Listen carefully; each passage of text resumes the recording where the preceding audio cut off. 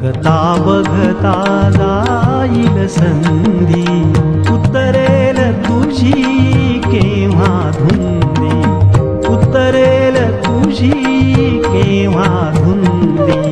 सुटलेला शर भात्यातून कधी, सुटलेला शर भात्यातून कधी येईल का माघारी.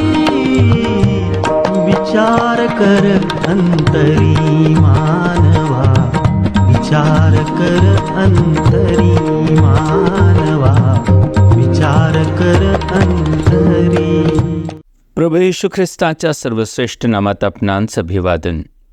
पवित्र शास्त्र बायबलमध्ये मत्तेकृत शुभवर्तमानाच्या 13व्या अध्यायातील 58व्या वचनामध्ये असे लिहिले आहे, तेथे त्यांच्या अविश्वासामुळे त्याने फारशी अद्भुत कृत्ये केली नाहीत.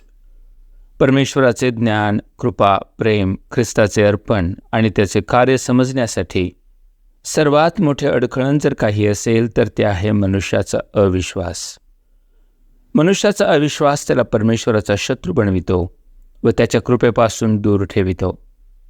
खरे तर परमेश्वरासाठी काहीही अशक्य नाही, परंतु तो कोणावरही सक्ती करीत नाही.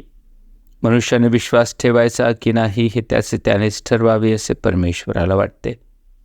जो प्रभू येशू ख्रिस्तावर विश्वास ठेवतो व त्याला आपल्या जीवनाचा तारणारा व प्रभू म्हणून स्वीकारतो, त्याला पापक्षमा व सार्वकालिक जीवन प्राप्त होते. सुवार्तेच्या द्वारे तो परमेश्वराचे सामर्थ्य व सत्य पाहू शकतो.